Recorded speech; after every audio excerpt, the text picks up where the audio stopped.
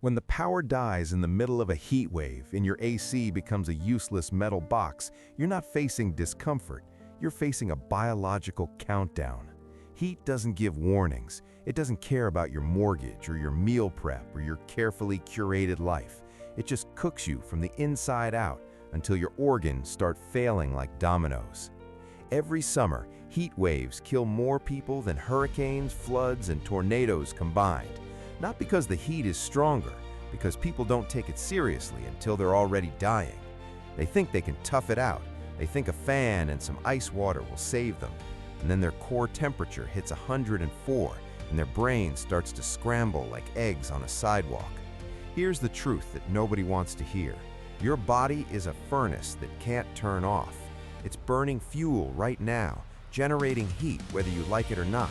And when the outside temperature climbs past 95, past 100, past 110, you're not just hot, you're trapped in a biochemical oven with no escape. But your body has one trick, one ancient cooling system that works: sweat. And if you understand how it works, you can survive heat that would kill someone else. Let me show you how to stay alive when the grid dies and the heat moves in. Here's what's happening inside you right now. Your core temperature wants to stay at 98.6 degrees. That's the Goldilocks zone where your enzymes work, your neurons fire, and your heart keeps pumping. But when the air temperature hits your skin temperature, around 92 degrees, convection stops working. The air can't pull heat off your body anymore. And when it climbs past 98, the environment is now heating you. You're a steak on a grill. Your only defense is evaporative cooling, sweat. Your skin sweats, the water evaporates, and that phase change from liquid to gas pulls heat energy away from your body. It's physics, it's beautiful, and it only works if the sweat can actually evaporate. High humidity is the killer. When the air is already saturated with moisture, your sweat just sits on your skin like a wet blanket. No evaporation means no cooling. That's why 95 degrees in Florida will kill you faster than 115 in Arizona. It's not the heat, it's the humidity. So step 1, get wet and stay wet. This is your primary cooling system now. Use water intelligently, not to drink first, to cool. Evaporation is your superpower. Dampen a shirt or towel with water and drape it over your shoulders. As it dries, it pulls heat from your skin. In low humidity, this can drop your perceived temperature dramatically. If you have a spray bottle, mist your arms and legs while sitting in front of a fan. That combination accelerates evaporative cooling. If water is limited, target high blood flow areas: neck, armpits, groin, wrists. Cooling these zones cools the blood moving toward your core. A shallow basin of cool water for your feet can pull surprising amounts of heat through conduction. You are not taking luxury baths. You are moving heat out of your bloodstream. Step 2, find the coolest place and defend it like your life depends on it, because it does. Basements are your best friend. Heat rises, cold sinks. A basement can be 10 to 20 degrees cooler than the upper floors. No basement? Find the lowest floor, the north side of the building, anywhere the sun doesn't directly hit. Close all the blinds, curtains, shades. Sunlight is radiant heat pouring through your windows like an open furnace door. Block it. If you have aluminum foil or emergency blankets, tape them shiny side out over the windows. You're reflecting that solar radiation back outside. It's ugly. It works.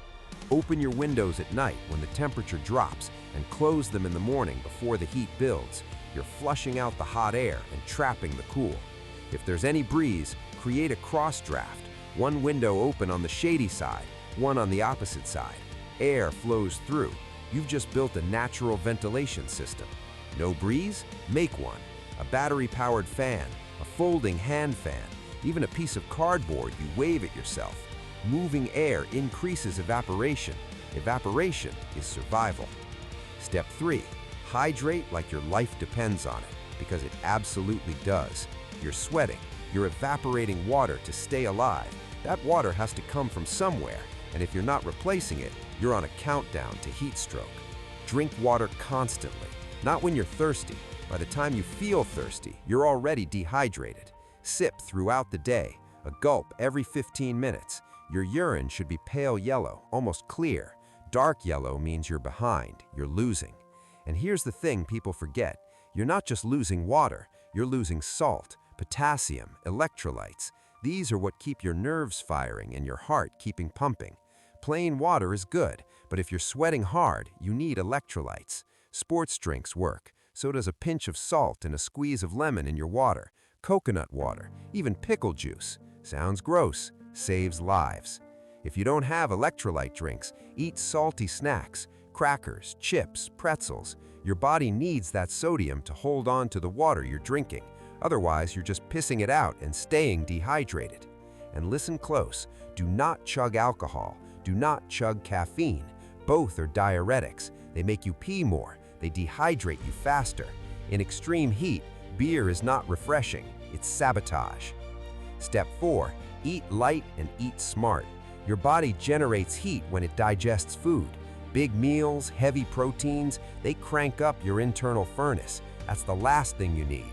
Eat small, eat cold. Fruits, vegetables, salads, anything with high water content. Watermelon is basically edible hydration. Cucumbers, oranges, grapes. You're getting water and nutrients without turning your gut into a blast furnace. Avoid cooking if you can. Every stove, every oven, every heat source you turn on adds to the problem. If you have to cook, do it outside or during the coolest part of the day, early morning or late evening. Step 5, know the signs of heat exhaustion and heat stroke, because the difference between them is the difference between uncomfortable and dead. Heat exhaustion is the warning: heavy sweating, weakness, dizziness, nausea, headache, pale, clammy skin. If you catch it here, you can fix it. Get to shade, get wet, drink water, rest. You'll recover. Heat stroke is the end game. Your body's cooling system has failed. You stop sweating. Your skin is hot and dry. Your temperature spikes past 104. You're confused, aggressive, maybe unconscious. Your organs are cooking. This is a medical emergency. You call for help. And while you wait, you cool them fast. Move them to shade. Strip off excess clothes. Soak them with water. Fan them. Ice packs on the neck, armpits, groin, anywhere major blood vessels run close to the surface. You are fighting to drop their core temperature before their brain shuts down permanently. And then, after days of soaking yourself, hiding in the basement, sipping water like it's your job, the power kicks back on. The AC hums to life. The temperature drops. You made it. No high-tech gear, no bunker, just water, shade, and the knowledge that heat is a physics problem, and your body already has the answer.